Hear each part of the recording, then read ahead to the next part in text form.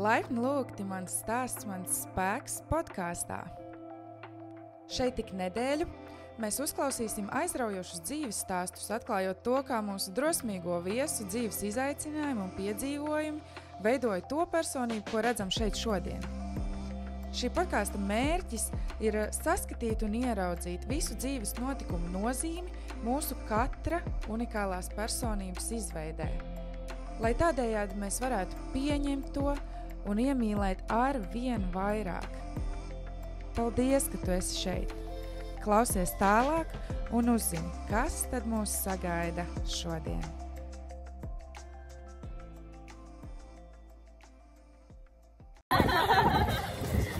Riktīgi ieskrāja. Palastīgi, piekusījām.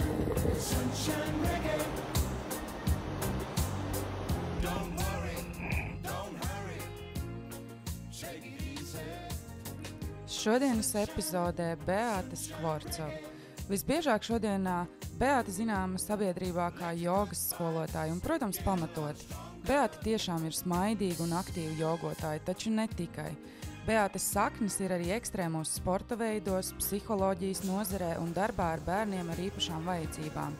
Kā vienmēr, par to visu izrunāsim no bērnības līdz pat šodienai tālākajā šodienas sarunā. Sveiciens svētdienā! Sveiciens svētdienā, visticamāk un iespējams arī tiem, kas klausās, šodien ir svētdiena. Tādēļ es ceru, ka jums šī diena ir priecīga, forša un jauka. Mums šodien ir, jūs dzirdējāt jau ierakstiņā, sākumiņā, kas mums ir par foršu viesi šodien, un arī viesis, protams, pastāstīs daudz vairāk par to, kas viņa ir, ar ko viņa nodarbojās, kāds ir viņas stāsts un kas ir tas, kas ir aizvedis līdz šim brīdim. Bet es vēlos tev, Beāte, pajautāt. Jā, Beāte, starp citu, Beāte ir mūsu šīs dienas viesa, bet jūs jau to zinat. Bet Beāte to nezina varbūt. Who am I? Jā. Kad tev šī diena ir, Beāte? Baigi foršā. Man ļoti patīk šī diena. Es satiku dažus savus ģimenes locekļus, savu māsu, savu brāli, savu mammu. Pavadīju dažas stundiņas kopā ar viņiem. Izgājām cauri Rīgas centram. Turpu šurpu un tad pie tevis. Jā, super. Jā, starp citu pie manis tas ir šeit, Jūrmālas jauniešu centrā. Es maz to esmu pieminējis, bet šajā epizodē es ļoti gribēju to pateikt. Lielu paldies Jūrmālas jauniešu centram par atbalstu, par šīm telpām, kur mēs varam veikt šo ierakstu. Tāpat arī es gribēju pateikt par cik šī ir viena no pēdējām epizodēm patiesībā. Un ir bijis ļoti daudz epizodes, kur ir maz tas minēts, bet es gribēju ļoti pieminēt to, ka es vēlos pateikties arī Jaunatnes starptautisko programmu aģentūrai, kas atbalsta šādas idejas, šādus projektus, šādas jauniešu iespējas un dot tās zināmas jauniešiem, kā arī palīdz tās īstenot. Un tieši tāpat tās liels paldies Eiropas solidaritātes korpusam un paldies mūsu atbalstītājiem Valmiermūžai, kas mums ir dāvājuši gardus dzērienus un atbalstījuši šīs sarunas. Un tāpat tās arī vēlos pateikties biedrībai Ogle, kas ir palīdzējusi ne tikai ar dažādām nodarbībām un stigmas mazināšanu mentālās veselības jomā, bet arī palīdz īstenot mums šo projektiņu kā vadošā organizācija.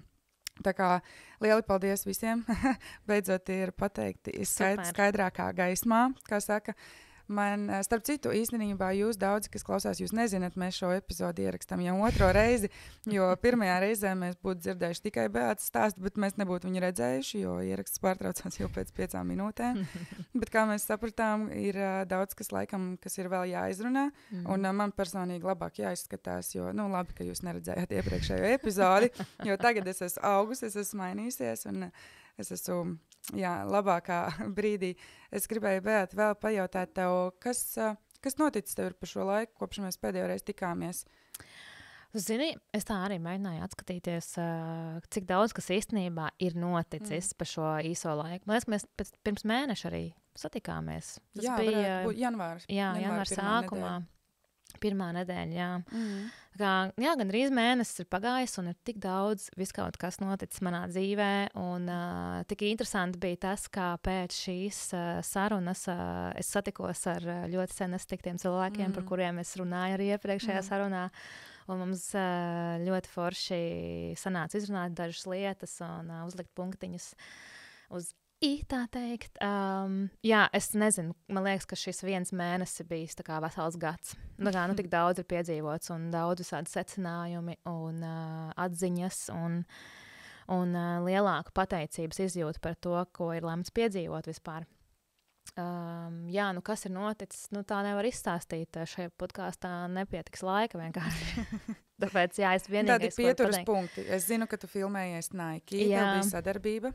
Jā, tas bija ļoti liels surprise, kā teikt. Es negaidīju šādu uzaicinājumu. Liels pagodinājums, ļoti, ļoti iespaidīgi. Bet, tas atgādināja man par to laiku, kad tā bija man tāda ikdiena, principā, kur es piedalījos dažādās sadarbībās, filmējos, tur reklamēju kaut kādu produktu, varbūt.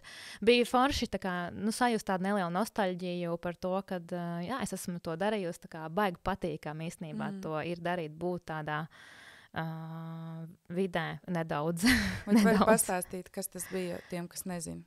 Es zinu, jā, kas tas bija. Jā, es piedalos kampaņā, šobrīd viņi notiek vēl visu šo mēnesi un arī nedaudz nākamajā mēnesī, tas atspoguļosies Instagramā, bet ja, es ceru, ka es tagad kaut ko neesmu pārpratusi, bet tā kampaņas doma bija tā kā find your feel. Tieši man bija jāprezentē sava kustība, kas ir joga. Mana kustība ir plūsma un vieglums, principā. Un man vajadzēja to atspoguļot šajā visā kampaņā caur bildēm, caur video.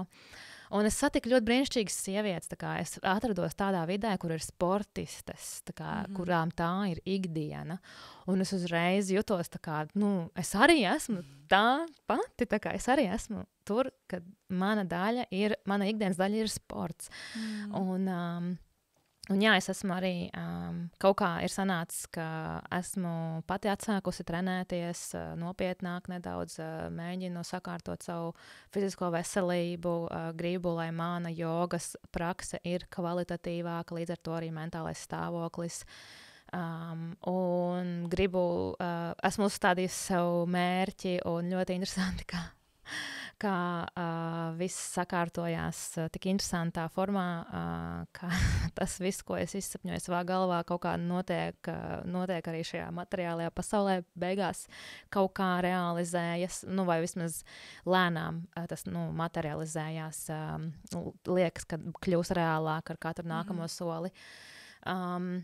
Kā tu izsapņo savus sapņus? Vai tu pieraksti, vai tu domā, vai tev ir kaut kāds konkrēts laiks, kad tu to dari, vai tas vienkārši ir, varbūt, kur tu sāki, kā tas attīstījās, bet tā, super īsi vienkārši. Un kā tas ir šobrīd, kā tas notiek? Es principā, tas viss sākas ar to, ka es kaut ko ieraugu, kas man patīk, man liekas, jā, es šito gribu. Un tad es sāku domāt, ko man vajadzētu izdarīt, lai es dabūtu to, ko es gribu. Un vai es sazinos ar kādu cilvēku, kurš varētu man palīdzēt tikt uz kaut kādu ceļu, vai arī es vienkārši strādāju pie sevis. Ar sevi, tā teikt, lai es tiktu pamanīta kaut kādā veidā. Es nezinu, es pat nemāku izskaidrot to, kā tas viss notiek. Es vienkārši ieraugu, ko es gribu, un es uz to tiecos, un citreiz ļoti negaidīti man, kāds vienkārši piedāvā kaut ko, un man nav, es nezinu, kā tas cilvēks zināja to, ka man to vajag vienkārši. Bet, jā, citreiz tādu mērķi, ka, piemēram, šobrīd es vēlos surfot. Un es saprotu to, ka man ir jāstrādā ar savu ķermeni. Es esmu surfojis iepriekš, tas ir grūti, ja tu to neesi darījis. Un mans ķermenis nav gatavs, principā, surfot okeānā. Es jūtu, ka es esmu fiziski vāja, lai arī es jogoju gan arī katru dienu un vadu nodarbības. Bet jā, tagad tāpēc es arī trenējos, lai es varētu attiecīgi surfot. Tas ir tas, kā es realizēju tos savus sapņus. Jā, man tas izklausās tāds sāc ar sevi. Jā. Vienmēr jāsāk ar sevi. Tas ir tas, ko es esmu, protams, sapratusi savā dzīvē. Ja es kaut ko gribu, man ir jāinicē pašai tas, un tad jau beigās kaut kā tas viss saliekās pats no sevis. Vai arī, ja tam nav jānotiek, tas principā nenotiks. Vai tas tev interesē vai neinteresē. Cik ļoti tu to gribi vienkārši. Jā, pēdējā mērķa un vīzijas meistarklasē, kas mums bija šajā projektā, tieši par to runājam, kad mums pasniedzējs Reinis stāstīja par to, ka viņam bija tāds kaut kāds tur viņam mērķis bija, viņš konstanti bija pie sienas, un viņš domāja, kāpēc viņš nepiepildās. Un viņš saka, domāju, bet vai vispārībā tas vēl joprojām ir mans mērķis? Cik ļoti man tiešām gribās? Varbūt viņš vispār ir mainījies jau tas mērķis. Un tā kā nevis fokusēties uz to vienu, šitas ten, bet tā kā ik pa laikam apdomāt, cik ļoti man tas ir tiešām vajadzīgs. Tas izklausās nedaudz, jā, pēc tā. Bet manā dzīvē pēdējā gada laikā ir ienākuši ļoti dažādi cilvēki, kuri tic man un kuri grib tā kā nedaudz izskalt ledu manam ceļam, un es to arī tik jūtu. Un tā kā tie cilvēki, kas man tic, viņi grib man, lai es turpinu virzīties, jo viņi redz to, cik daudz es varu dot citiem. Tāpēc es ļoti esmu pateicīga tiem daudziem cilvēkiem, kas manā dzīvē ir ienākuši kopš pagājušā gada kaut kāda pavasara. Es nezinu, kā tas vispār tā notika. Es vienkārši nonāku kaut kādā vietā, un kāds mani pamana vienkārši. Es būšu atklāta, es esmu spilgta persona, kad es esmu publiskā vietā. Tā kā es aizdegos, ja man tur patīk atrasties. Un es komunicēju ar cilvēkiem, es sarunājos ar viņiem, es izbaudu to vidi, es piepildos. Un, tas nav tādā egoistiskā formā, vienkārši man tā kā patīk atrasties tur, un tad es arī ar visu ķermeni un to, kas esmu, es to arī tā kā baudu. Tu esi atvērta. Jā, un es esmu atvērta, un cilvēki nāk man klāt, un tad viņi man citreiz uzraksta kaut ko, un tad kaut kā sanāk, ka mums beigās ir viena vīzija, un mums ir jābūt vienkārši tajā kopā, un tā mēs satiekamies. Tā kā, komunicēt ar cilvēkiem, tā ir viena no, manuprāt, mērķa sasniegšanas detaļām. Ja tu gribi kaut ko dabūt, tad tu zini to, ka tu to nevarēsi varbūt viens pats, tev vajag varbūt kādu palīgu. Ja par cik es gribu sērfot, tad man vajag treneri, kas man palīdz īstenot manus fiziskos sapņus, fiziskā ķermeņa sapņus, kļūt stiprākai. Man ir vajadzīgs terapeits, kurš man palīdz pārvarēt bailes, atrisināt kaut kādas lietas, kas man rada kaut kādu pretestību, kāpēc es neeju pretī savam mērķim, piemēram, kas ir tas, kas mani bremzē, strādāju ar elpu, visas tās lietas, kas man palīdzētu sērfot, principā, tas ir tā kā apbalvojums, tas sērfošana, tas jau nebeidzās tikai ar sērfošanu, tas jau iet pēc tam arī. Un jā, ļoti skaisti. Tā kaut kā. Man būtu vēl daudz ko teikt un piebilst, bet es domāju, ka noteikti mēs nodevām to domu un daudziem rezonēs. Jā, definitely. Tad sāksim no paša sākuma, tāpat kā pagājušreiz, tāpat kā citas reizes. Okay. Un skatīsimies, vai pamanīsim kaut ko jaunu. Es domāju, gan jau. Beata, tad pastāst man, kur tu uzaugi. Pastāst mums. Es esmu no Liepājas. Esmu dzimusi gan ārpus Liepājas, esmu dzimusi Aizputē, bet uzaugu es Liepājā un ļoti lielu bērnības daļas pavadīju laukos. Un jā, tā kā no jūras puses esmu. Aizpute tāpat tas ir tuvu jūrai? Nē. Gandrīz pusstundas brauciens. Bet tu bieži pavadīji laiku pie jūras? Jā, man bērnība pārsvarā ir pie jūras. Arī mani otrai lauki ir tieši pie jūras, kas ir pie Lietuvas robežas saucās. Tur ir daudz lielāka viļņi, ne? Īstenībā, jā. Pusē ir, tur parasti brauc sērfot tieši. Pāvilos tā parasti. Es nezinu, kā ir Liepājā, es tur nedzīvoju jau vairāk kā 10 gadus. Tur pārsvarā ir windsurfings. Man liekas, ka Liepāja vienmēr man ir, kad es tā padomāju, cik es atceros, tur dzīvoju, windsurfings vienmēr tur bija viens pudmales gals, vienmēr tur bija tie windsurferi. Bet, sērfu baigi Liepājā, tādu, klasisku sērfošanu baigi nevar redzēt. Bet Pāvilos tā ir, es zinu. Pludmale, smiltis un jūra ir mana bērnības sastāvdaļa. noteikti. Tāpēc droši vien man arī ritīgi iepatikās sārfot, kad es iepazinu šo sportu. Brīnišķīgi. Man prieks dzirdēt, ritīgi forši, jo es bērnībā, man liekas, aizbraucu labi, ja gadā reizi uz jūru, un tad tāds, wow, jūra, un tad es sāku dzīvot Jūrmalā. Katru dienu es varu vienkārši aiziet uz jūru, kāds tagad ir, vai ne? Jā. Skaisti. Labi, pastāstīji, kāda bija tava bērnība? Kas bija tava apkārt, tavas aizraušanās? Man pat īsti nebūtu jāprasa, tu pati zinātu, kad ir īsti ko izstāstīt. Man lielākā aizraušanās bija draudzēties ar citiem man vecuma vai jaunākiem vai vecākiem bērniem. Komunikācija man vienmēr ir bijusi interesanta. Man patīk veidot komunikāciju ar citiem. Tā kā, man patīk iepazīt cilvēkus katrā ziņā un pavadīt ar viņiem foršu laiku kopā. Bet tādas aizraušanās man bija ļoti daudz dažādas. Tā kā sports ir manā bērnībā bijis arī ļoti daudz. Man tēvs man visur veda, jo es biju ļoti aktīvs bērns. Tā kā man ļoti, protams, patika spēlēties ar dažādiem dabas elementiem. Tas bija viens, kas man nāk atmiņā šobrīd. Viena tāda bilde man šobrīd prātā ir, kā es taisu no pienenēm tādas princesītes, ko to pieneņu ziedu noplūc, uzsprod uz kociņa un izplēst, tā kā, norulē to kātiņu, tā kā matus, un viņi tad paliek tādi tā kā lokaini. Oh, wow. Un tādas es taisīju ļoti daudz, un vienmēr bija brūni pirksti, tā kā no pienenēm. Bet jā, es taisīju tādas lelītes visu laiku, spēlējos tā, forša bērnība. Man patīk, kad nebija manā laikā, kad es dzīvoju, nekādu viedierīču, un televizors bija, tur neko baigi arī nerādīja. Ja arī bija. Kāda bija dzīve laukos? Tu teici, ka tu dzīvoji laukos? Arī, jā. Man ir ļoti daudz atmiņu no laukiem, jo, daba man ir ļoti svarīga, un tā man atstājusi ļoti lielu iespaidu no bērnības. Man ir ļoti daudz atmiņu tieši par to, kā man vectēvs ved pastaigās pa mežu un rāda man iršoņu paradīzi, tā kā kaut kādā milzīgā kokā, un tā kā, tur pūznis, un tā kā es atceros ļoti spilgti tādas atmiņas, un mēs staigājam pa mežu ļoti daudz ar suņiem kopā. Mums bija kaut kādi 3 suņi laikam, un mēs kopā staigājām brīvā dabā, vispār nekādu ierobežojumu, es augu ļoti brīvā vidē. Man neaizliedz ļoti daudz ko. Ja arī man kaut ko centās aizliegt, es pastāvēju par to, ka es darīšu, kā es gribēšu. Mana ome pat vēl projām atcerās manu saukli, kā es gribēšu, tā es gribēšu.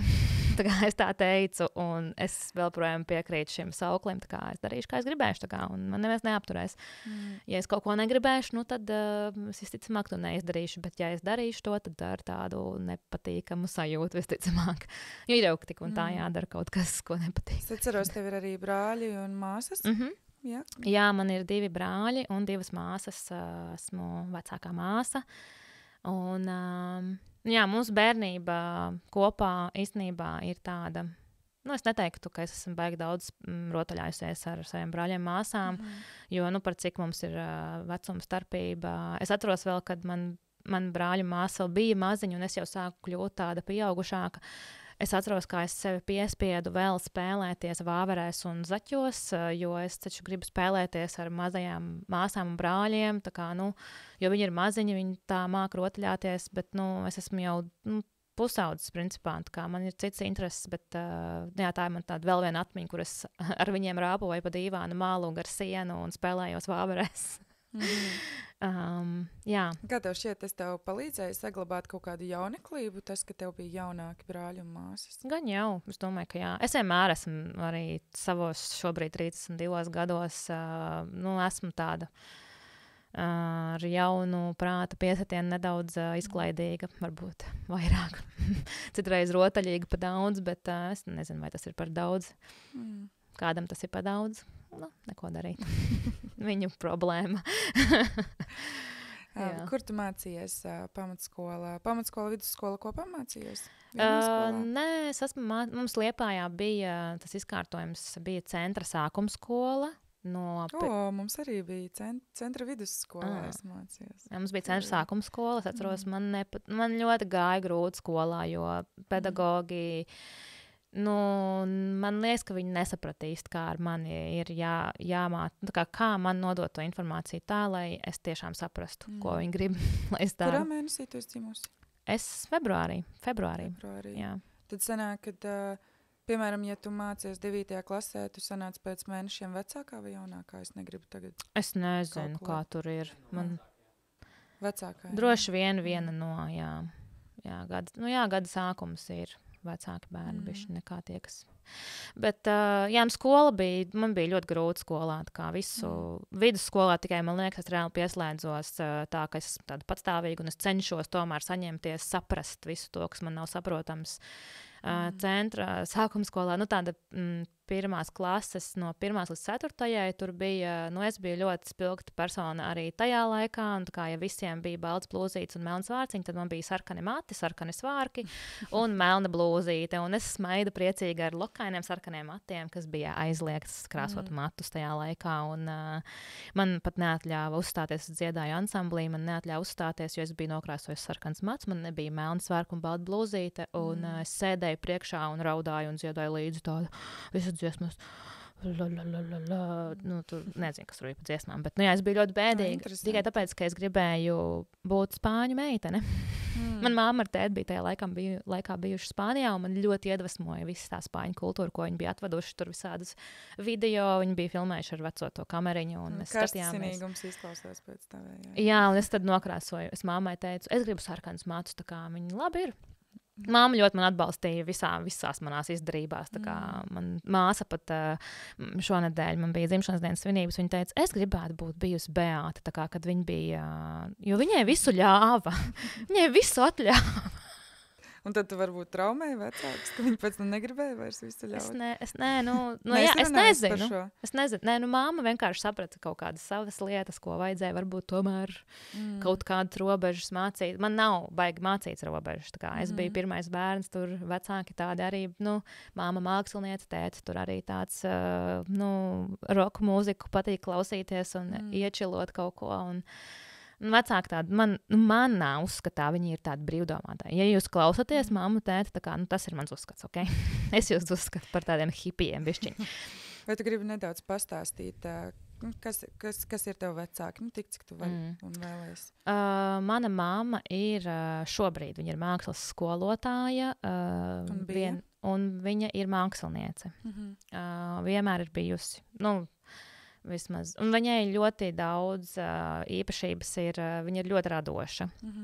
Ļoti daudz ko var uztaisīt. Es atceros no bērnības, ka, ja es gribēju būt kaut kāds tēls, viņi man uzšauja tērpu. Tā kā, mums visiem, mūsu ģimenē, maniem brāļiem, māsām, vienmēr ir bijuši kaut kādi kostīmi, kurus taisīja priekš skolas, tur kādiem pasākumiem, bērndārza. Un, viņai ļoti patīk izpausties šūšanā un arī arhitektūrā. Viņai ļoti patīk, tā kā viņa mūsu Liepājas dzīvokli arī dizainu taisīja, tā kā plānoja projektu visu tur. Ļoti radošs cilvēks, tā kā, tētis? Jā, un tētis, viņš ir uzņēmējs un šuvējs arī, starp citu. Ne tā kā pirmais šuvējs, ko es zinu. Viņam izglītība vispār ir šuvējs, un viņš ir uzņēmējs, nodarbojās agrāk ar loģistiku un tā, un tagad tur bišķi cits kaut kas notiekās, dzīve pagriežās visādi, bet, man tētis ir tā, tā teikt, nopietnais ģimenes galva un mamma tā, kas visu tā kā plāno, tā kā, ko mēs varētu realizēt, ko mēs varētu uztaisīt, un tētis palīdz vienkārši visam notikt. Tā kā, tā viņu miedarbība ļoti, tā kā brīnišķīga. Tā kā tas, kāda mums ir šobrīd ģimenes attiecības, ir superīgas. Tā kā es nevaru vispār beigt priecāties. Un šodien arī satiekot mammu un brāli un māstu, tā kā bija tāds, tik forši, ka mēs varam satikties vienkārši kaut visu stundu. Un tā kā, mēs viens otru atbalstam, un vakardien arī savai māsai tieši pateicu, ka vajag forši, ka mums nav noslēpuma savā starpā, un ja arī mums tā kā nesakrīt domas un vērtības, tad tik un tā kā mēs pieņemam viens otru to citu perspektīvu, un tik un tā mīlam un nenovēršamies viens no otra. Tā kā, Jā, tā kā. Izklausās ļoti skaisti. Jā, nu, ģimene man ir ļoti liela vērtība, tā kā. Īstenībā nedaudz atgādina manu attiecību modeli, ka man draugs ir tāds loģika, tur nauda, biznesa un tāds radošums, bet man liekas, tas tāds foršs miks. Jā, ļoti foršs. Un redzot, cik foršs bērns, to man ir lielas cerības. Protams, jau, kad attiecībās jau mums tāpat jāpiedzīvo kaut kādi grūti brīži, ir tas svarīgākais ir tas, kā mēs tiekam ar tām grūtībām cauri, tā kā mēs viņām izējam cauri, vai mēs tur apvainojamies viens otru, vai tomēr mēģinām nākt pretī viens otram. Runājot par grūtībām, kas ir tās grūtības, ar ko tu saskāries skolas laikā? Es saskāros ar to, ka, man bija ļoti slikts atzīmes. Par cik es esmu tāds superjautrs bērns, man arī patīk izklaidēties, un skolotāji ļoti drājās uz mani daudz. Vispār es jau tāds jauks bērns biju, es jau nekādas tur podas netaisīju, baigi nekādas muļķības nedarīju. Es vienkārši biju jautra, tā teikt, un dzēru krāsūdeni un baigi priecīgi bija. man patika pētīt visu, tā kā es esmu eksplorers, man patīk, man ziņkāri ir ļoti liela, ja man kaut kas interesē, tad es tur ieiešu ar visiem 100 vienkārši. Man bija grūtības ar rakstīšanu, lai arī es ļoti centos rakstīt, es gribēju rakstīt, un es ļoti slikti rakstītu. Tāpat tās arī rēķināšana man īsti nepadevās, es nesapratu visas tās lietas, ko man mācīja skolotāji. Viņai nebija pacietības uz mani, es domāju arī. Pārsvarā tās visas zināšanas es ieguvu ļoti grūtā ceļā. Visas tās pamatzināšanas pie manis atnāca vēlu diezgan. Es nesapratu ilgi, ko es tajā skolā daru, kāpēc man tur jāiet. Es zināju to, ka man patīk iet satikt savus draugus.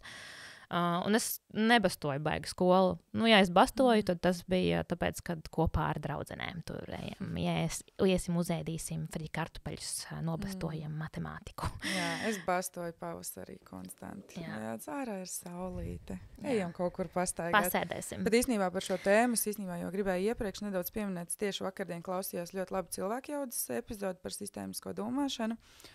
Un tur runāja par tiem dažādiem arhetipiem, un viens no tiem bija veiksmīgo veiksme, kas tur izrunāja dažādi par to, kāda ir tā starpība, kad kāds ir tas tavs atspērienu punkts, kad tu kaut ko uzsāc, cik ļoti ātrāk un citādāk tas ceļš aiziet, un tur runāja tieši par šo, ka tiek veikti arī pētījumi, kā to uzlabot skolās, jo klasē var būt daudz un dažādi jaunieši, un visus pēc vienas sistēmas nevar vērtēt, jo kādam kaut kas attīstās ātrāk, vai ķermenis, vai domāšana, vai jebkāda veida nianses, un kā to sabalansēt, un kā ar to tikt galā, lai neliktu 5 kādam, kuram vienkārši tā prasme nav tā attīstījusies vēl. Jā, tā, jo tas ļoti kavē kaut ko.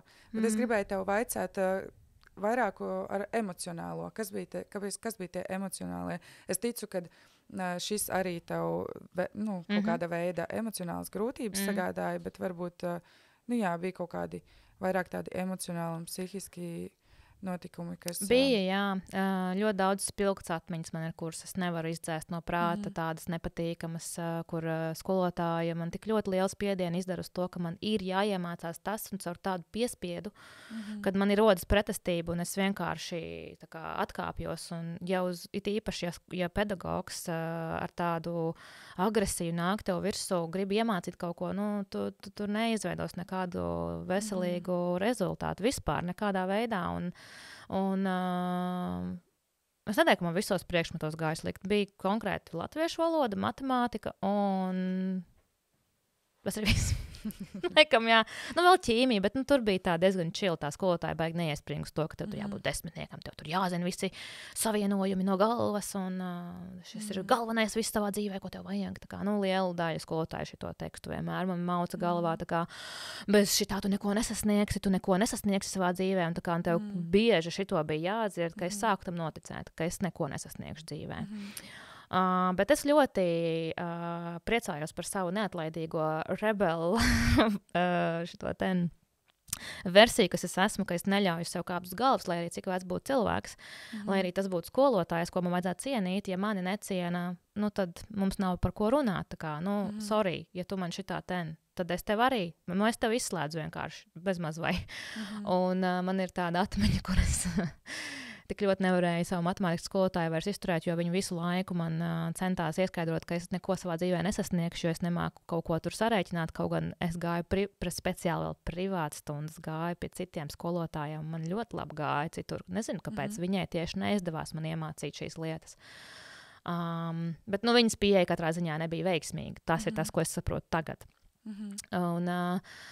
Un tad tiklīdz es sapratu to, ka man ar galvu viss ir kārtībā, jo es tomēr māku rēķināt, un es neesmu galīgi dūmja, kā man visu laiku liek domāt, tad es uzliku sevi, es iztaisnoju mugurkaulu un noignorēju viņu visu. Un izlaidumā es izņēmu dokumentus no tās skolas ārā 9. klasē un ieliku citā skolā tikai tāpēc, ka es nevarēju izturēt to vienu skolotāju. Es sapratu, ka tas man traucēs manā izaugsmē. Es tā kā jau tad sapratu, ka tas man traucē. Es nejūtos labi. Tā ir mana intuīcija, kas ar mani runāja tad, ko es nesapratu. Bet es izdarīju ļoti labu lēmumu. Es priecājos, ka man bija liels atbalsts no manas ģimenes. Viņi man neaizliedza izdarīt šo izvēli. Viņi teica, ja tu gribi, dari tā. Bet viņi nejaucās pa vidu, iet tur runāt ar skolotāju vēl kaut ko. Un es gāju pie direktora, es teicu, es gribu izņemt dokumentus. Pati mamma un tēvs vispār neiesaistījās tur. Viņi jau zināja, kāds esmu cilvēks. Ja es kaut ko gribu, es uz to eju. Mans mērķis ir diezgan nelokām. Es eju uz to, ja arī ir grūti un ir jāpārkāpj pār kaut kādiem saviem baiļu momentiem ar trīcošām rokām. Es iešu un izdarīšu to, jo man traucē kaut kas.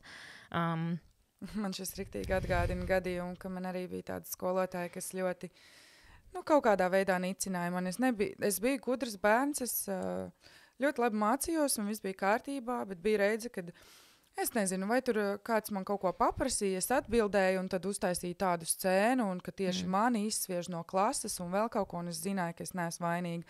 Un viņi izsauca manas vecākus skolu ar domu, ka es, nezinu, pateikšu un pazemīga būšu un pateikšu viņai, ka jā, kad es esmu vainīga, bet man mamma atnāca uz skolu, un es tieši tāpat sēdēju un teicu, nē, skolotāja bija vainīga. Es neko neizdarīju, nepareizi. Kaut kāda tur tā situācija bija, mammai gan bija kauns un tā, bet, jā, es arī biju tāda ar viedokli. Bet man prieks, ka ir tādi cilvēki, arī jaunieši. Man ir prieks, ka viņi tādi ir un ka viņi nebaidās iestāties par sevi un par savu taisnību. Ir grūti tādiem, jo netic bieži vien. Es biju vienu brīdi arī skolā nesekmīgi 9 priekšmetos, jo vispār atskatoties uz to, es pieņemu, ka es biju depresijā vienkārši. Man bija pateikts vairāk kārt, ka es neko dzīvē nesasniegšu, es nekas neesmu. Ko tad citu darīt tam bērnam, jo viņam es pateicu, tu neko nesasniegsi, tad kāda jēga darīt visu to? Nav jēgas, ja jau es neko nesasniegšu. Tev pieaugušais pasaka tā, tad tu tam notici taču. Kaut kādā brīdī tu sācam ticēt. Kas ir tas, kādu attieksmi tu būtu sagaidījusi tajā vecumā? Varbūt ar šo prātu, kas ir... Varbūt arī jau tad tu saprati, kas ir tā attieksme, kādu būtu to sagaidījusi. Varbūt kāda skolotāja, kāda institūcija mūs dzirdēs. Man patika, ka man bija ļoti forša audzinātāja, kur neatlaidīgi centās tomēr dabūt kaut vai 4, lai man ir 4, viņa gāja runāt. Tāpēc ir ļoti svarīgi, ka ir tomēr kāds pedagogs, kurš tevi ierauga, kad tev viss ir kārtībā. Tu tiksi tam cauri. Kas ir vajadzīgs pedagogam, lai to ieraudzītu? Viņam pirmkārt ir jābūt zināšanām par to, cik dažādi var būt cilvēki, kā var būt arī kaut kādi attīstības traucējumi, piemēram. Ko nozīmē tas, kādi ir uzvedības patērni, ko tas nozīmē. Manuprāt, mūsdienīgam pedagogam ir jāzina to, ka ir bērni, kuriem attīstās smadzeņu darbība atšķirīgi.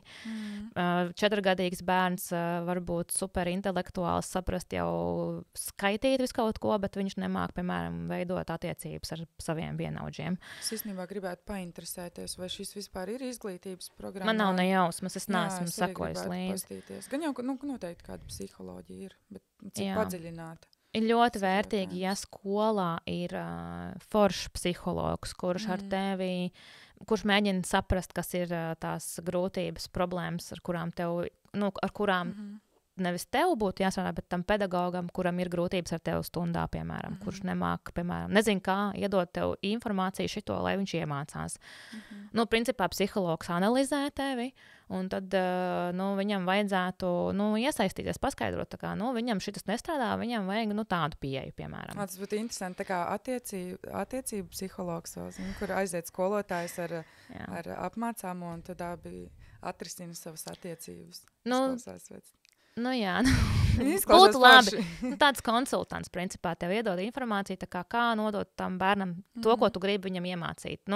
Jo metodas ir ļoti dažādas. Nevar visiem, piemēram, kā tu teici, 30 bērniem iemācīt pēc vienas metodas. To nedarbosies. Tas visticamāk, kad puse no viņiem vispār domās par to, kā viņi sauļojās ārā.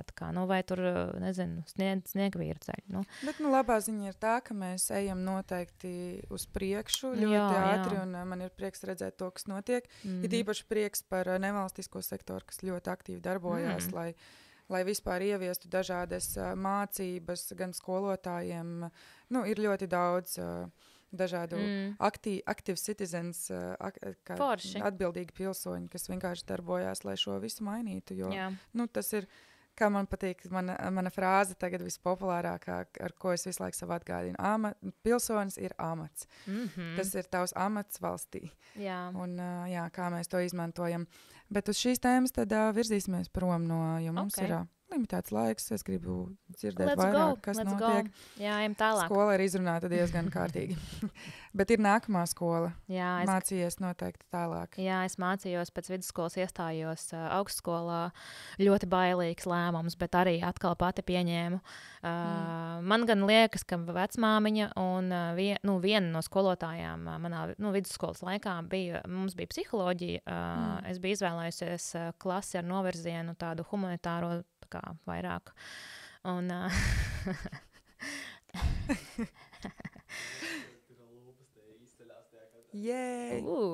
nice. Bet jā, es biju izvēlējusies vidusskolā virzienu, kur ir tāds man piemērotāks, vairāk tur mazāk tur tās matemātikas un visas tās sarežģītās lietas, kas man gāja grūti, ko es apzinājos. Es tieši uz pretējo gāju. Es sapratu, man vajag strādāt ar to, kas man padodās, nevis ar to, kas man nepadodās. Tas viss pienāks pats klāt kaut kādā brīdī. Es nestāvēšu tāpēc uz vietas.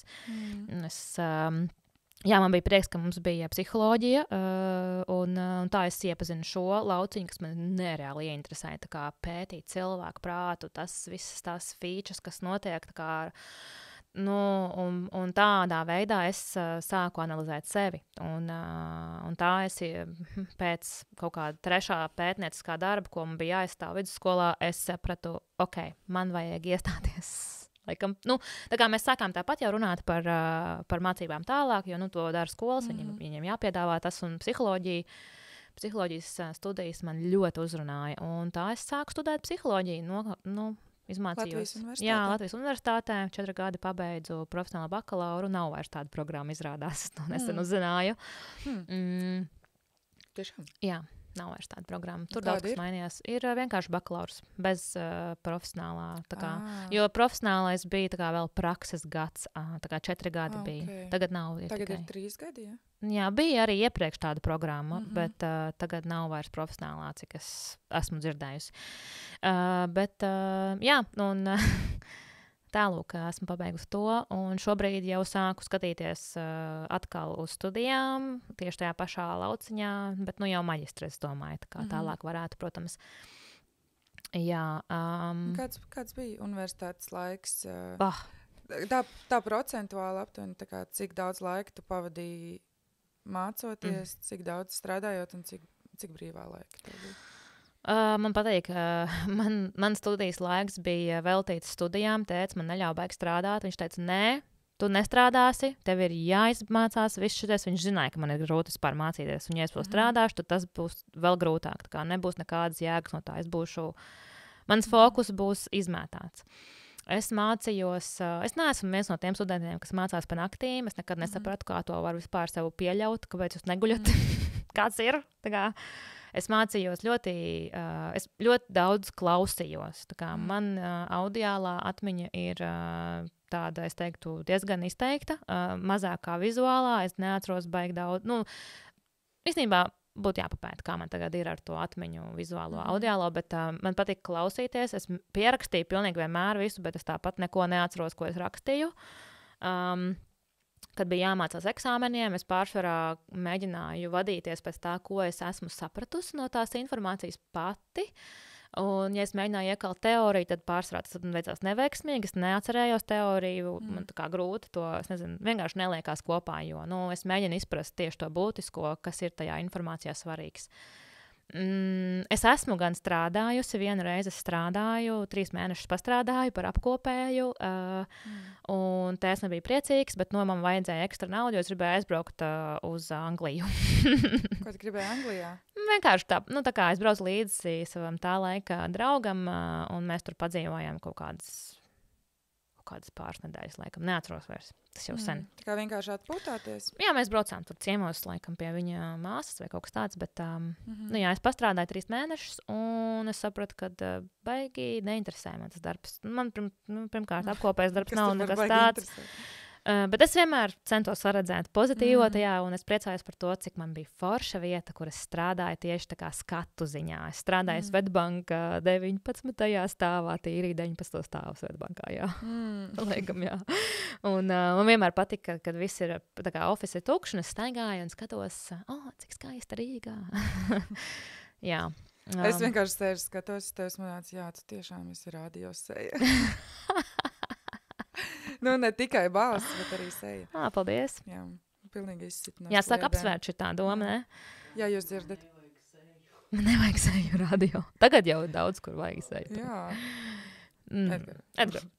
Kas pie? Vīrieši nedomā. Kas te notiek? Mēs piedodam. Viss kārtībā. Kaut kāda lapa pēkšņi man plaukstā. Varbūt tā ir zīme. Jā. Labi, kas brīvais laiks. Brīvais laiks, jā. Es daudz biju brīvo laiku pavadīju ļoti aktīvi. Es biju vispār ļoti dedicated pabeigt savas studijas, jo es zināju to, kas ir manas vājās puses. Bet vai tev bija mērķis? Tā kā mērķis bija tikai pabeigt studijas, vai tev jau bija kaut kāda vīzija, ka es gribu sēdēt kabinetā? Nē. Es zināju, ka es gribu izmācīties to, un tas bija mans mērķis tajā brīdī. Es nezināju, kas būs tālāk. Es arī nemēģināju piespiest sev domāt, ko es darīšu tālāk pēc studijām, bet es zināju, ka es gribu izmācīties to, un tas bija vienīgais mans mērķis tajā brīdī, un es uz to ļoti, es teiktu, es ļoti investēju laiku tajā visā, jo man tas interesēja. Pirmkārt jau tas vien, ka es varu pati sevi analizēt, man likās vienkārši superīgi, tā kā, un visas tās tehnikas un metodas un zināšanas pētīja, un viss tās, kas man bija pieejams, es biju kaifā. Bet jā, es daudz brīvo laiku pavadīju ārpus mājām ar savu fiksīti. Tā sākās mans fiksīšu un ekstrēmo sportu dzīves posms. Un es ļoti daudz pavadīju laiku ar ritīgi foršām meitenēm. Tā kā mēs tur braukājām ar ričukiem pa visu Rīgu un taisījām foršus pasākumus tā kā paralēli savām mācībām. Es arī ritīgi labi izklaidējos aktīvi, par cik, jā, es biju ļoti aktīva, un ko es gribēju pateikt, vēl ļoti būtiska lieta, tas, kad es tajā laikā, kad es mācījos, biju ļoti apņēmusies tā kā tiešām dedikētot to laiku, veltīt to laiku tam, ka es mācos, un es to gribu izdarīt, un man nevar traucēt alkohols. Tā kā, un es nedzēru alkoholu tajā laikā, kad es studēju. Tā kā viss tur tusēja, un es tikai savas suliņas un smūtijas zaļos staipīju burciņā līdz uz skolu un uz universitāti. Un es teiktu, ka es biju ļoti veselīgs jaunietis tajā laikā. Kas tev iedvesmoja tam? Es tajā laikā sekoju YouTube, bija Kim non-stop, man viņa ritīgi iedvesmoja, tā kā viņa bija tāda jaudīga, viņa tagad vēl joprojām ir jaudīga čiksa no Amerikas, bet, es viņa bija tā kā mans elks tajā brīdī. Es skatījos visu, ko viņa tur dara, viņa bija ritīgi ugunīga, tāda, ļoti skaļi arī. Man viņa ļoti rezonēja katrā ziņā. Es viņā redzēju sevi nedaudz. Un arī viņai patika, viņa tur arī ar fiksīti braukāja. Viņa vienā filmā tur arī bija, man liekas, kaut kas par fiksīti. Viņa iedvesmoja tev arī uz to fiksīti? Vai tur tas notika paralēli, tā kā tas viss ar fiksīti. Es sāku braukt, man iepatikās, tāpēc, kad man tā laika draugs ar to aizrāvās, un es arī pirms es pārvācos uz Rīgu, es jau biju sākusi iedzīvoties tajā velo kultūrā Liepājā, un man ļoti patika viss tas, tā komūna, kas bija saistīta ar velos, un, tie cilvēki, tādi ritīgie brīvdomātāji, un taisīja kaut kādus freakbaikus, un vēl tur viss kaut kas, un tad Rīgā es iepazinos ar daudz cilvēkiem, caur velosipēdiem. Un tā tas viss pēkšņi izauga par vienkārši skrituļslides, skateboards, snowboards, surfs. Tur viss kaut kas tālāk sekoja līdzi. Un tā komūna pēkšņi bija kaut kas vairāk kā tikai velo. Un man iepatikās braukt ar fiksīti.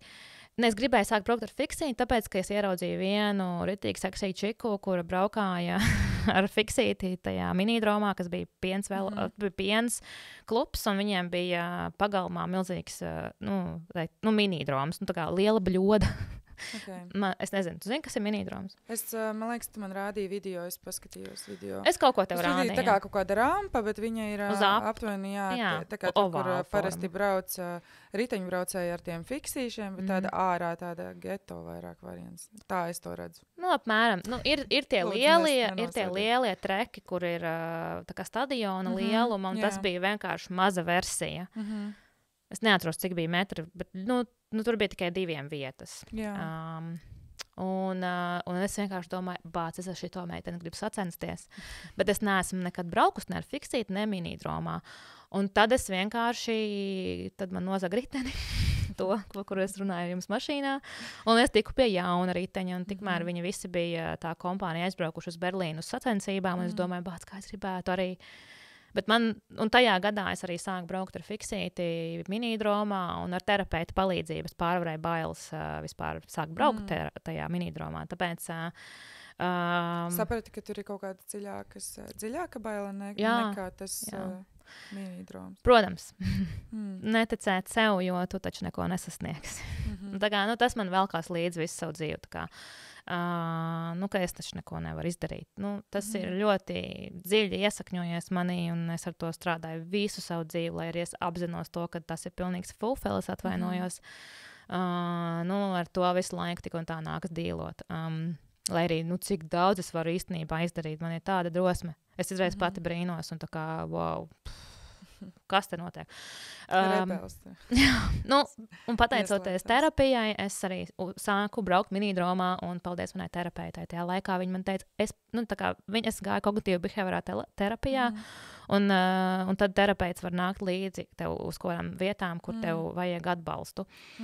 Bet man viņa nenāca nekad līdzi, viņa gan piedāvāja, kad mēs varētu aiziet kopā un kaut kā tā. Bet kaut kā tas organiski notika, un es jau nākamajā terapijas reizē es viņai teicu, es braucu jau minidromā. Tā kā man vajadzēja vienkārši laikam to, kad es tev kaut vai iešu līdzi. Jā, ka kāds notic. Un tā sākās, un tad tas viss aizgāja tā, un es iepazinos ar ritīgi foršām meitenēm. Tad mēs bijām meitenes, tagad mēs esam sievietes. Tas ir 10 vairāk gadu 10 gadu atpakaļ. Šīfiks, mums bija apvienība Šīfiks, vēl projām ir. Vienīgi mēs neesam aktīvas vienkārši, tā kā jau pāris gadus neesam aktīvas. Tā, es biju sieviešu kompānijā, un man bija superīgs atbalsts no sievietēm, un mēs vienu otru močījām vienkārši, davai, tu to vari, un tā kā, vienalga, ko tu darītu, tā kā, ko tu izvēlies darīt, mums vienmēr bija tā kā mugura. Mēs vienmēr vienu otru atbalstījām, lai arī ko mēs izvēlējāmies. Un ja bija kaut kas jāpiekoriģē, mēs arī pateicām, tā kā, pamēģini šitā labāk, pamēģini to labāk.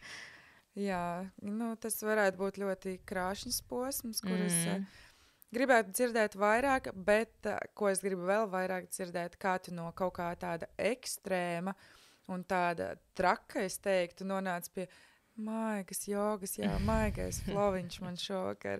Es skatos tavas storijas un yin flow, joga, lēnais, tāds mierīgais. Un tad tu stāsti, jā, skritulēnis, rīčuks, vēl kaut kas. Kas notika? Kā es nonācu uz jogai? Jā, kur parādījās tas? Joga jau bija pirms tam. Okay. Joga man bijusi ir no vidusskolas, no 12. Tas laikam balansēja to ekstrēmu. Bet tā joga, es nedēļu, ka bija tāda baigā, mierīgā joga, ko es taisīju. Es gāju, tad vēl nebija Latvijā baigi populāra jogas virziena. Bija fitness joga, jā, un viss. Nekas vairāk. Fitness joga sporta zālē. Nu, tā es baigi arī nezināju nekur citur neko. Es tikai pa sporta zālēm arī staigāju. Kas tev iedvesmoja uz jogu? Mēs ar draudzeni meklējām, kā vēl izpaust savu fizisko aktivitāti, ne tikai iet klubā padejot un tresīt visu nakti. Mēs gribējām atrast veselīgu kustības veidu. Mēs ļoti apņēmāmies. Un mēs gājām, mēģinājām kaut kādas pilates, nepatika. Vēl kaut ko mēģinājām, nepatika. Aizgājām uz to fitness jogu, un tur bija mantra kaut kāda, vēl kaut kas tur pateicībā augstākiem spēkiem, skolotājiem uz zemes un skolotājiem, kas esi tu pats sev. Un man bija tāds, wow, tā kā man patīk, kas te notiek. Es pat nesaprotu līdz galam, kas te notiek, bet man patīk. Tā kā, un tā aizgāja tā joga no Liepājas, aizbraucu uz Rīgu, un tur es meklēju iespējas, kur tā kā iet uz jogu. Un tā es pati turpināju jogot. Man bija kaut kāds posms, kad es negāju uz nodarbībām, bet es mēģināju pati kaut ko. Skatījos kaut kādas bildes, ko varēja atrast internetā. Es neatceros, kur es skatījos. Vienkārši es redzēju pozu, es mēģināju izdomāt, kā līdz viņai nokļūt. Tā kā es mēģināju izdomāt vienu, ko es mācījos, bija saules sveicienu. Ļoti, ļoti mācījos tāpat kā mēnesis sveicienu. Un tā joga vienkārši izauga lielāka izpratne par to, kas tad ir tā joga. Caur vienkārši es gribu uztaisīt pozu. Jā, tas, ja man kaut kas interesē, tad es eju iekšā 100%. Un, jā, es uzsāku, man gribējās taisīt tādas foršas bildes, visādās interesantās pozās. Tā radošā puse man ļoti pieslēdzās tur un radīt fotogrāfijas. Man vienmēr ir paticis gan filmēt, gan fotografēt arī jau no bērnības. Tā kā es ar kameru staigāju apkārt, kad es biju mazs bērns jau. Ar kasešu kameru. Bet, fotografēt arī man ļoti patika jau bērnībām. Tēvs bija pat nopircis diezgan nopietnu kameru, un viņš redzēja potenciāli katrā ziņā kaut kādu. Bet, un arī universitātē es ņēmu C kursu, mācījos fotografiju, un baigi interesanti bija. Tur es vēl iepazinu tos aspektus visādus, kas ir būtiski. Un, kad es izmācījos to, tad pēc tam man mainījās mans redzējums uz fotografēšanu, un tā kā man palika grūti nofotografēt normālu bildi, kur kaut kas netraucē kadram. Tur gaisma nav tāda, tur šis nav. To, ko es nepamanīju iepriekš, es tagad visu pamanīju vienkārši. Okay, jā. Es pamanīju, ka mēs pēkšņi esam fotografijā. Labi, kā šī joga, kā šī aizrautība un ziņkāra aizgāja līdz tam, ka jau tu ar to nodarbojies diezgan profesionāli. Bez diezgan, atvaino. Profesionāli, jā. Tu esi treneri dažādās studijās, neesi tikai vienā. Es esmu redzējis vismaz 2, kur tu esi konstanti. Es esmu vienā studijā. Es viesojos citreiz. Tajā DHC. Jā, DCH studijā es viesojos, jā. Bet nē, es neesmu tajā studijā. Tā ir fitness studija vispār, tā nav jogas. Bet jogas studija ir viena, kur es pasniedzu jogu, un tā ir Urban joga Rīga, ļoti skaista, brīnišķīga studija vecrīgā vienkārši. Ar īsto jogas atmosfēru. Tā kā, ir būtiski tā atmosfēra, ļoti ir nozīme liela tam. Tā kā, jā. Tā īsi. Kā es tur nokļuvu? Es vienkārši jogoju priekš sevis, un tad man sāka tur draudzene vienreiz paprasīja, noveda man jogu pie jūras, tur Liepājā, tur draudzene paprasīja. Es gribu kaut kā, parādi man. Tad es tur saules sveicienu viņai mācīju, un neko jau baigi. Es nezināju to, kā vadīt nodarbības. Es tad tur kaut ko tur izfunktierēju. Un es turpināju likt kontentu Instagramā ar savu jogu, un katru dienu gandrīz liku, un par cik es biju šī fiks apvienībā, mēs tur visas radošas dvēseles, katra ar savu. Man bija, tur bija draudzene viena, kura taisīja šitās wakeboard vakarus meitenēm, un viņi prasīja, vai es varu novadīt jogu vienkārši tā kā, un tā tas sākās. Tā es sāku vadīt jogu, vienkārši bija bailīgi, nesapratu vispār, kas tur jādara, bet es sāku to darīt, un tad man interesēja vēl vairāk, un tad es pat sāku apsvērt ideju par to, ka man vajadzētu kaut ko pamācīties, un tad es aizbraucu uz vieniem kursiem, es neteiktu, ka tie būtu varbūt baigi visaptverošie, bet tāds basics, kā vispār vadīt grupu nodarbību, jogu tieši, un tas bija mans pirmais kaut kāds vispār priekšstats, kā notiek grupu nodarbības, un es arī mēģināju patiet. Mums bija arī MyFitness sadarbība šī fiksām, un mēs gājām uz nodarbībām, tā kā man veidojās kaut kāda ideja par to, kā notiek nodarbību vadīšana. Es mēģināju iet vienkārši katru nedēļu, gandrīz katru otro dienu uz klubu. Uz klubu? Nē, uz sporta klubu. Tā kā, uz to MyFitness es gāju, uz visām tām nodarbībām, uz dažāda veida. Un, tā kā es esmu aktīvs cilvēks, man patīk visu kaut ko mēģināt, un es staigāju pa tiem klubiem un sporta klubiem. un iepazinu dažādas jogas veidus, kā cilvēki vada jogu. Un tas nonāca pie kaut kāda savējā. Un arī sāku vadīt nodarbības telpās. Tas viss sāka pamazām augt, cilvēkiem interese. Jā, es redzu caurvijoši to, cik svarīgi ir cilvēki apkārt, kas pamana. Un ļoti redzu tavu ziņkāri. Un atkal redzu to sākt ar sevi.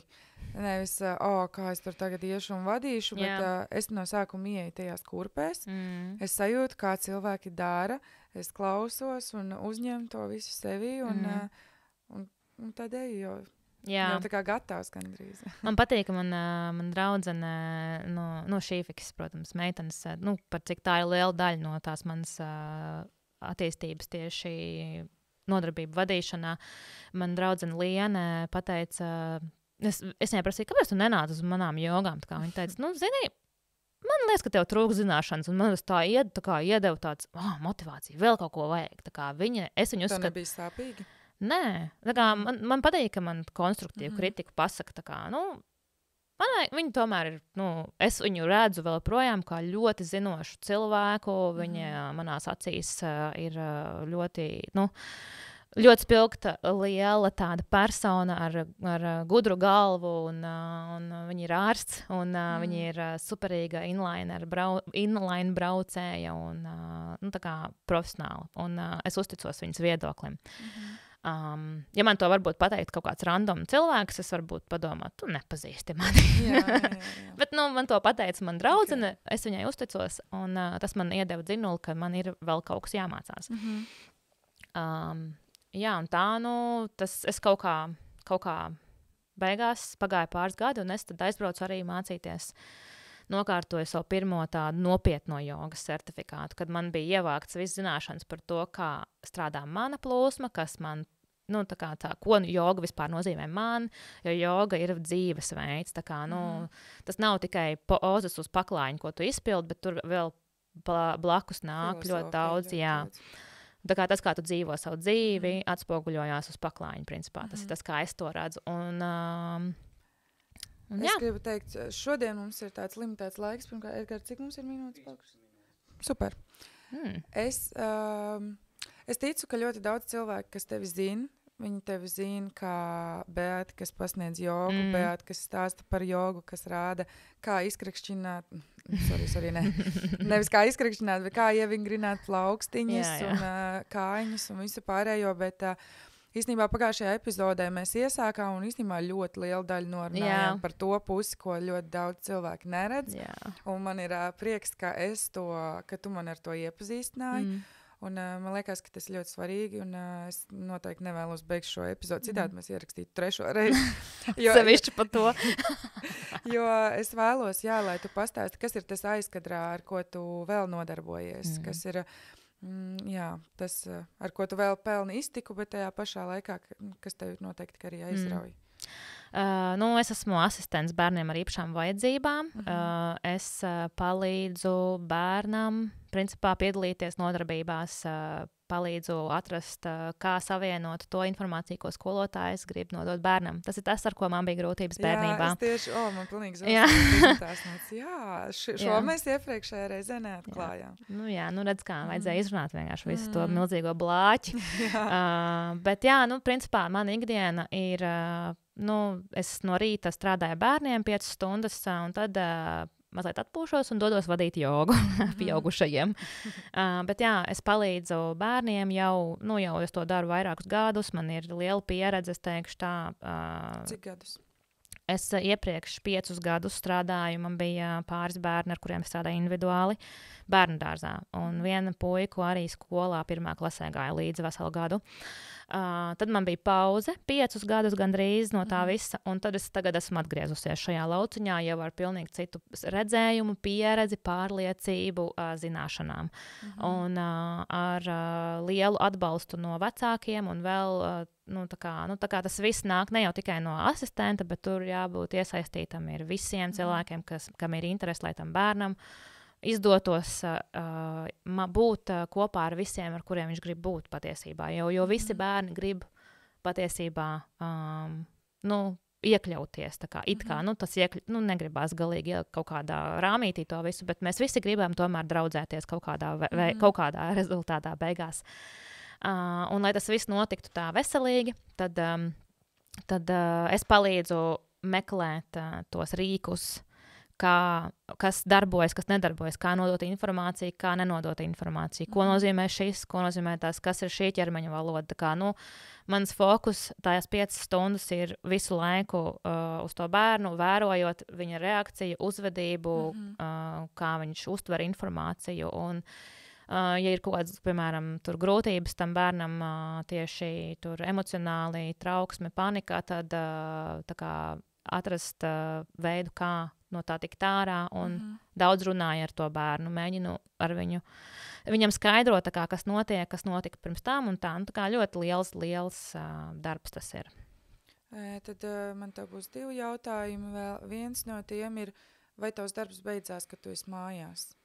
Jo tas izklausās pēc, gan joga ir tāds, kur konstanti tomēr ir jāattīstās, tomēr pašam jāveic prakses, un arī šis darbs izklausās, ja tu vēro bērnu, protams, kad tev visu laiku noteikti, tas ir mans pieņēmums, ka noteikti ir tas process visu laiku, kad ir jāizprot un arvien vairāk varbūt jāmeklē pat tā informācija.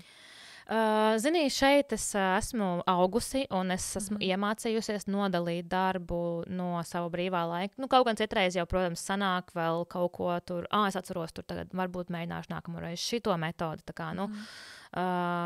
atceros kaut kādas pēkšņi tur izlec man atmiņa kaut kāda tur, kas ir notikusi pa to dienu, bet es mēģinu sevi atgriezt atpakaļ, es esmu mājās, vai es esmu tur autobusā, vienalga, ko es neesmu tajā brīdī darbā, katrā ziņā es mēģinu pamanīt to brīdi, kad es sāku atgriezties atpakaļ darbā mentāli.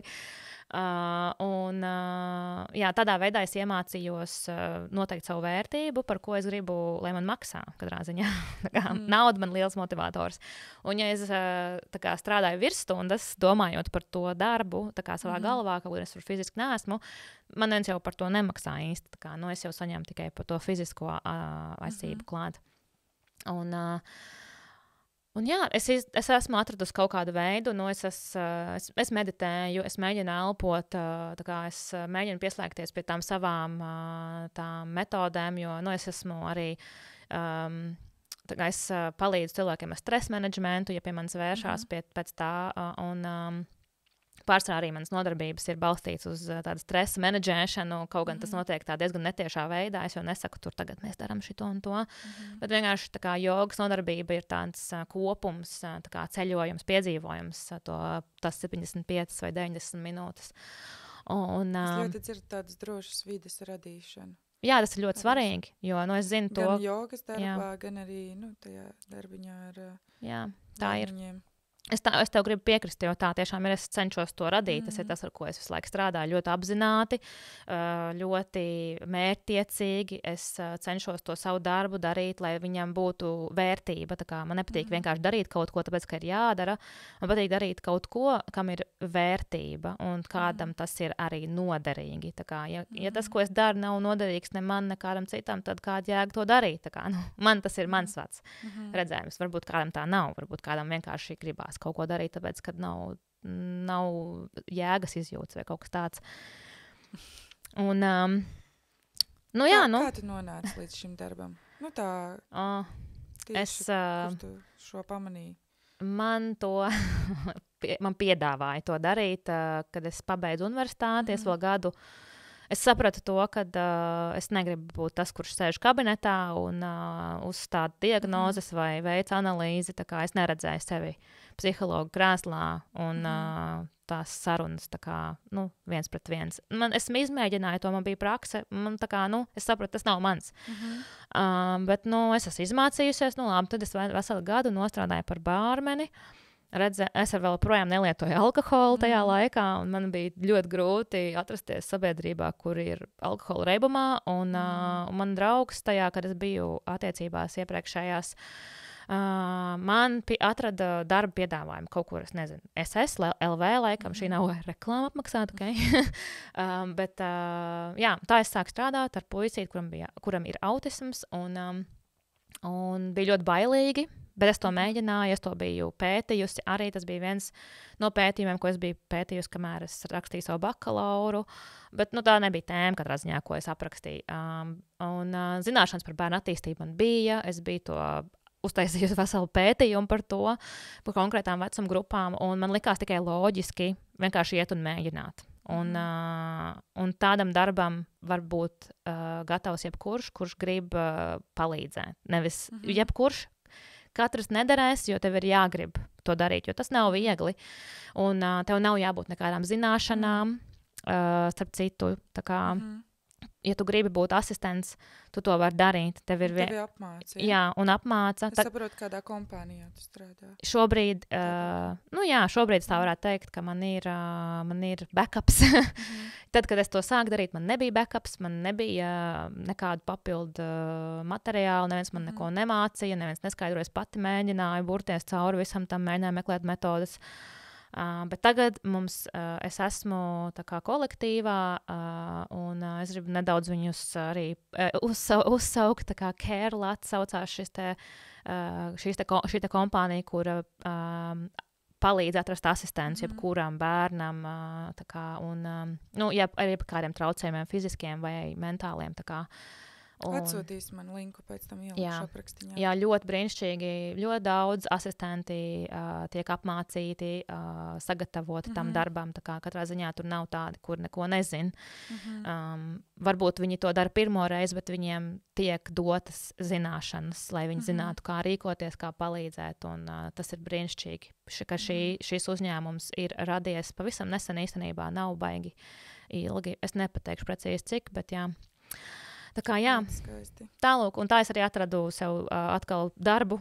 Pagājušo gadu es ļoti izmisīgi meklēju darbu un uzgāju atkal tieši tā. Un tā es strādāju ar vienu brīnišķīgu puiku šobrīd. Ļoti skaisti. Ļoti skaisti. Varbūt, ļoti skaisti. Vienkārši ļoti skaisti. Man patīk tas, ko es daru. Man patīk katrā ziņā tas. Jā, es esmu pateicīga, kad man ir šīs zināšanas, ka es varu palīdzēt kādam. Ka viss ļoti, ļoti skaisti. Es nezinu, man pat trūkst vārdi. Vienkārši liekas, ka ļoti skaisti, ka tie visi defekti ir pārvērtušies tādā efektā, ka tu dari to, kas tev tiešām patīk. Sniedz to, ko varbūt tu vēlējies. Tas ir tas, ko es vismaz personīgi redzu. Jā, īstenībā, jā. Ja es būtu bijusi priecīga, iespējams, man būtu nepieciešams bijis asistents, ka es mācījos skolā. Un man prieks, ka tagad tas ir diezgan normāla prakse, ko piekopīja. Jā, ļoti interesanti. Ļoti interesanti, skaisti un atgādina man pašai savu stāstu. Jo liela daļa no darba, ko es daru, es daru tāpēc, ka man tas ir bijis vajadzīgs un man to gribās sniegt. Un tā ir pavisam cita bauda un es saprotu, kā tas ir, kad tev patīk, ko tu dari. Jā. Tad man tev ir pēdējais jautājums. Mums ir laiks, Edgar. Edgars te nav. Gan jau. Jā? Jā, viņš izskā. Viņš pazuda. Pēdējais jautājums tev, Beāte.